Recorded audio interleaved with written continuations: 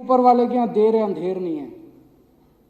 8 साल की जद्दोजहद के बाद अंत में 11 मई 2023 को सुप्रीम कोर्ट का आदेश आया।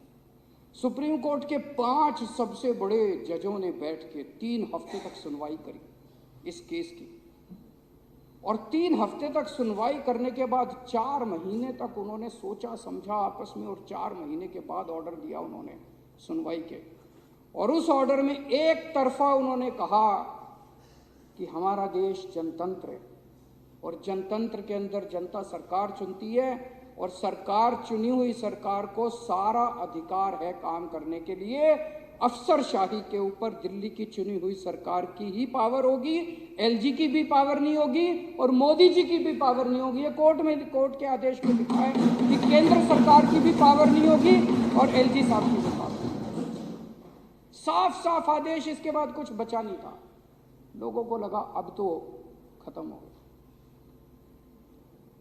लेकिन लोगों को इनकी बेशर्मी की हदें नहीं पता। 11 मई को ऑर्डर आया, 19 मई के बाद सुप्रीम कोर्ट की छुट्टियां होने वाली थी, 20 मई से छुट्टी होने वाली थी। 19 मई की शाम को 5 बजे सुप्रीम कोर्ट बंद हुआ, 20 मई से छुट्टी होने वाली थी। किसी ने सोचा नहीं था 19 मई की रात को 10 बजे इन लोगों ने एक ऑर्डिनेंस पास किया और सुप्रीम कोर्ट के आदेश को पलट दिया। इन लोगों ने सुप्रीम कोर्ट के आदेश को उल्टा कर दिया, सुप्रीम कोर्ट के आदेश को खारिज कर दिया।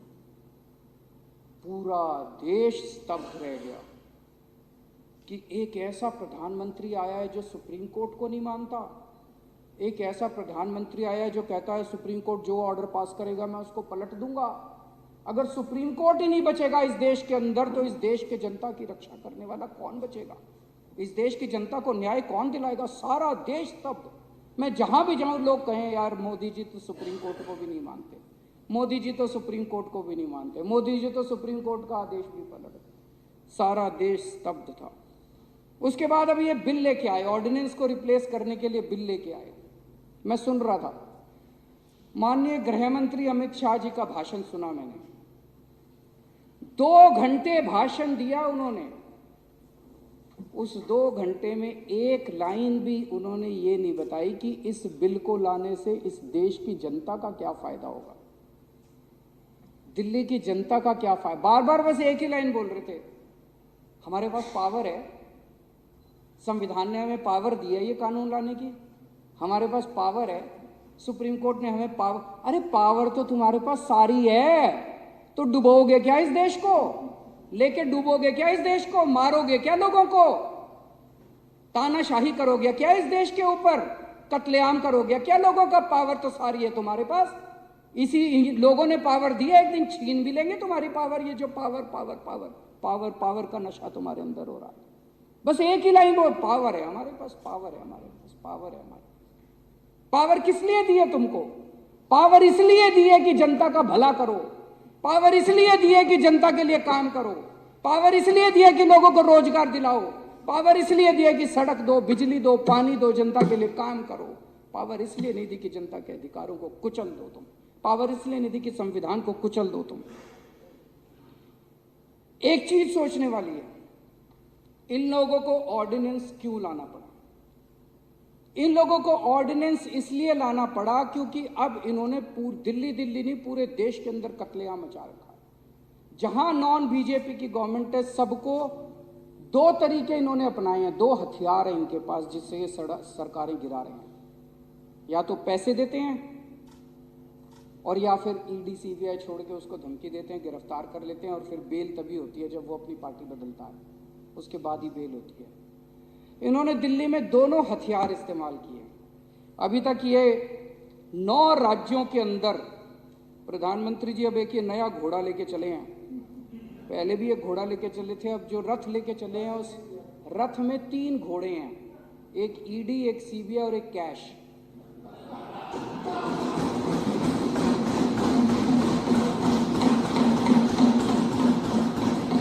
तो मोदी जी एक 3 रथ वाला घोड़ा लेके चले हैं।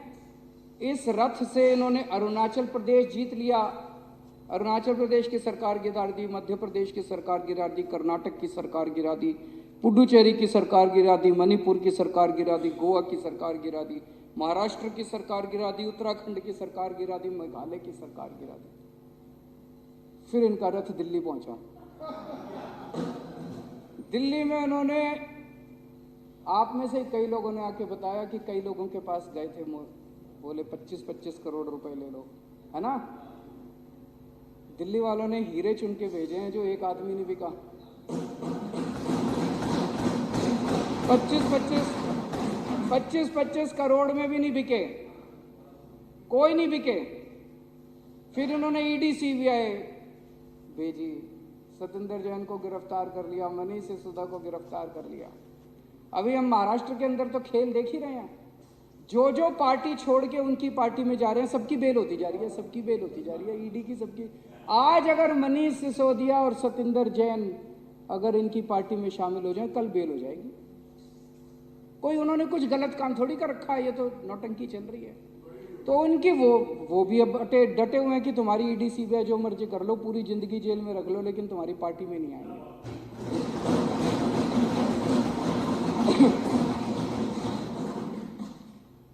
तो इधर इनका ये रथ आके रुक गया, ना तो इनका कैश चला, ना इनकी ईडी सीबीआई चली। तो तब इनको ये ऑर्डिनेंस लाना पड़ा कि यार ये कुछ और घपला कुछ करो और इनकी सरकार को गिराओ, इनकी सरकार को काम करने से रोको। दिल्ली के लोग हमें बहुत प्यार करते हैं। 3 पहले हमें असेंबली के चुनाव जिताए, फिर उन्होंने एमसीडी का चुनाव जिताया। पिछली साल इन्होंने कितना गंद मचाया दिल्ली में, जो अभी मैं बता रहा था। पर जनता तो देख रही है, जनता कोई बेवकूफ़ थोड़ी है। इन्होंने इतना गंद मचाया, इन्होंने मोहल्ला क्लिनिक की पेमेंट रोक दी, जल बोर्ड की पेमेंट रोक दी, और ओल्ड एज पेंशन रोक दी, विधवा पेंशन रोक दी। फिर भी दिल्ली वालों ने इनको हरा दिया। दिल्ली वाले जानते थे यही हैं जो गुंडागर्दी कर रहे हैं, कसूरवार यही हैं। दिल्ली वाले हमें बहुत प्यार करते हैं, इसीलिए प्रधानमंत्री मोदी जी दिल्ली वालों से लड़ते हैं, डरते हैं। प्रधानमंत्री जी को यही खतरा है कि कहीं एक दिन ऐसा ना आ जाए कि जैसे दिल्ली वाले इनको प्यार करते हैं, कहीं पूरा देश इनको ना प्यार करने लग जाए। फिर तो दिल्ली हो गई, दिल्ली के बाद पंजाब वाले भी हमें बहुत प्यार करते हैं। लोग कहते हैं कि दिल्ली और पंजाब में तो 50 साल कम से कम इनकी सरकार कहीं नहीं जाती। तो उनको यही डर लगता है। 8 साल में 8 साल हो गए हमारी सरकार को, अब 7-8 साल। 8 साल में दिल्ली के लोगों ने इज्जत ही तो कमाई है। पहले दिल्ली को लेके पूरे देश में क्या चर्चा होती थी? कॉमनवेल्थ घोटाला, सीएनजी घोटाला। पूरे देश में जब भी कोई दिल्ली वाला जाता था, अच्छा तू दिल्ली से आया, वही सीएनजी घोटाला, कॉमनवेल्थ घोटाला, ये घोटाला, वो घोटाला, घोटाले से जाने जाते थे। अब दिल्ली वाला पूरे देश में कहीं भी जाता है, लोग पूछते हैं अच्छा तुम्हारे बिजली के बिल 0 आते हैं, अच्छा तुम्हारे स्कूल इतने अच्छे हो गए, अच्छा तुम्हारे मोहल्ला क्लिनिक कैसे हैं, अच्छा तुम्हारे यहाँ इलाज। लोग, दिल्ली के लोगों की पूरे देश में इज्जत बढ़ गई। लोगों के बाहर से रिश्तेदार आते हैं, मेरे को बताते हैं लोग, बाहर से रिश्तेदार आते हैं। कितने लोग सोशल मीडिया पे डालते हैं, आज मैं बाहर से आया, मैं टैक्सी में बैठा, मैंने टैक्सी ड्राइवर से पूछा, टैक्सी ड्राइवर खूब तारीफ कर रहा था स्कूलों की। आज मैं बाहर से आया, मैं ऑटो में बैठा, मैंने ऑटो ड्राइवर से पूछा, वो खूब तारीफ कर रहा था दिल्ली के अस्पतालों की। इतनी इज्जत दिल्ली के लोगों ने इज्जत ही तो कमाई है पिछले 8 साल के अंदर। इन्होंने हमारे इतने काम रोके, पूरी कोशिश कर ली। पिछले 8 साल से प्रधानमंत्री जी पर्सनली लगे हुए हैं हमारे सारे काम रोकने के लिए। उसके बावजूद भी हमने स्कूल ठीक कर दिए, मोहल्ला क्लिनिक बना दिए, अस्पताल अच्छे कर दिए, अस्पतालों के अंदर इलाज मुफ्त कर दिया, महिलाओं का किराया मुफ्त कर दिया, बिजली 24 घंटे कर दी, बिजली फ्री कर दी, पानी घर घर पहुंचा दिया, पानी फ्री कर दिया, तीर्थ यात्रा करा के ला रहे हैं बुजुर्गों को। कच्ची कॉलोनियों के अंदर इतना बड़ा सड़क बना रहे हैं, पानी की पाइपलाइन लगा रहे हैं, सीवर का नेटवर्क लगा रहे हैं। ओल्ड एज पेंशन आज सबसे ज़्यादा पूरे देश में दिल्ली के अंदर मिल रही है। सबसे कम महंगाई, ये मैं नहीं कह रहा, केंद्र सरकार का आंकड़ा कह रहा है, सबसे कम महंगाई आज दिल्ली के अंदर है, दिल्ली के लोगों के। और जगह जगह सड़कों का निर्माण इतने काम कर रहे हैं। मेरे को लगता है अगर सबसे ज़्यादा काम करने का कोई नोबेल प्राइज़ होता तो वो दिल्ली की जनता को, 2 करोड़ लोगों को मिलता है। मुझे कई बार लगता है कि भगवान की कृपा है दिल्ली वालों के ऊपर कि इतनी सारी, इतनी शक्तिशाली शक्तियां हैं जो दिल्ली के कामों को रोकने की कोशिश कर रही हैं, लेकिन भगवान जब सारे दरवाजे बंद कर देता है तो एक खिड़की कहीं से खोलता है। हर जगह कभी ना कभी कोई खिड़की खुल जाती है और दिल्ली वालों के काम हो जाते हैं। हमारे पास क्या है? कुछ नहीं है। ये पिछले 2 साल से सारी सीबीआई ईडी लगी हुई, अगर 100 करोड़ रुपए खा गए ये लोग। अरे कहीं कोई एक पैसा तो मिले। 100 करोड़ है कहाँ? 100 करोड़ खा गए। हमारे पास अगर है तो हमारे पास आशीर्वाद है। आज दिल्ली के स्कूलों में 18 लाख गरीबों के बच्चे पढ़ते हैं, उनका भविष्य बना दिया। उनके माँ बाप फीस देते हैं हमको। आज दिल्ली के मोहल्ला क्लिनिक में, दिल्ली के अस्पतालों के अंदर करोड़ों लोग अपना फ्री में इलाज कराते हैं। जिसका भी फ्री में इलाज होता है, ऑपरेशन होता है, बीमारी ठीक हो जाती है, वो हमें आशीर्वाद देके जाता है। आज दिल्ली के घर घर के अंदर 0 बिजली का बिल आता है। जितने गरीब हैं वो तो हमें आशीर्वाद देते हैं कि नहीं देते हैं? कितने अभी तीर्थ यात्रा पे मैं एक ट्रेन को सी ऑफ करके गया था, इतना आशीर्वाद दे रहे थे बुजुर्ग जो तीर्थ यात्रा के लिए जा रहे थे। और जितने काम इन्होंने किया वो सारे पाप किए हैं और ऊपर वाला देख रहा है। इन्होंने लोगों के अस्पताल रोके, इन्होंने लोगों की दवाइयाँ रोकी, इन्होंने लोगों का पानी रोका। तो पाप अगर करोगे तो आपको उसका तो परिणाम भुगतना ही पड़ेगा और इसी जन्म में भुगतना पड़ेगा।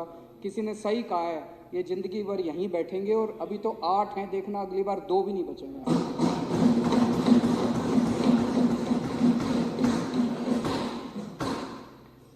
मोदी जी दिल्ली वालों को हराना चाहते हैं। मोदी जी दिल्ली वालों के बेटे को हराना चाहते हैं। मैं मोदी जी को कहना चाहता हूं, ना दिल्ली वाले हारेंगे और ना दिल्ली वालों का बेटा हारेगा।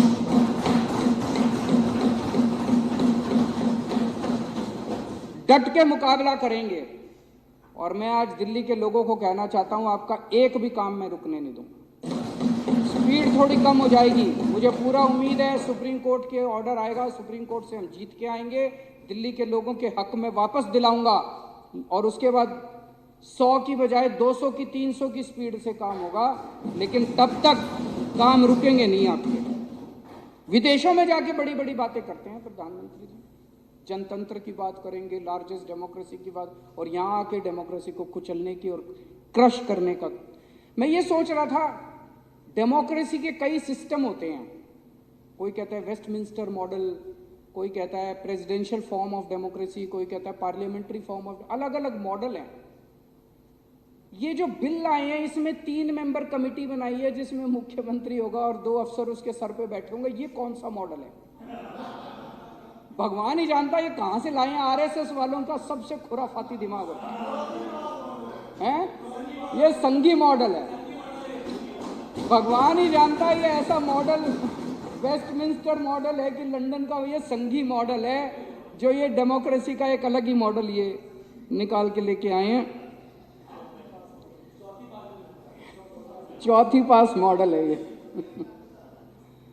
दिल्ली के लोगों को मैं एक ही बात कहना चाहता हूं, आपने मुझे कुर्सी दी है, मैं आपकी कभी भी पगड़ी उछलने नहीं दूंगा।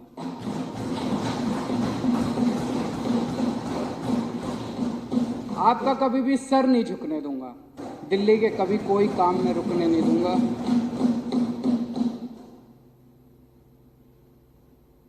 मेरे पास अभी कुछ दिन पहले कोई आया था बीजेपी वाला, वो कह रहा था या तो तुम भी बीजेपी को सपोर्ट कर दो और नहीं तो या तो तुमको झुका देंगे और या तुमको तोड़ देंगे। मैं उनको कहना चाहता हूं कि इस दुनिया में कोई माई का लाल पैदा नहीं हुआ जो दिल्ली की जनता को या तो झुका दे और या तोड़ दे। दुनिया में कोई माई का लाल पैदा नहीं हुआ जो केजरीवाल को झुका दे या केजरीवाल को तोड़ दे।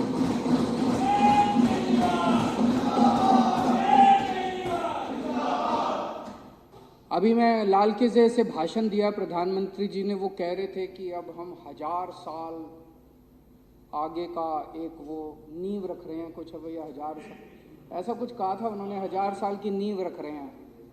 तो 1000 साल का अगर मॉडल यही है कि देश का एक प्रधानमंत्री होगा 32 गवर्नर होंगे और वो प्रधानमंत्री दिल्ली में बैठ के और उन 32 गवर्नर के जरिए पूरा देश चलाएगा, तो मैं प्रधानमंत्री जी को कहना चाहता हूं कि 1000 साल तो क्या 5 साल भी आपका ये मॉडल 140 करोड़ लोग मिलके इस मॉडल को चलने नहीं देंगे आपका।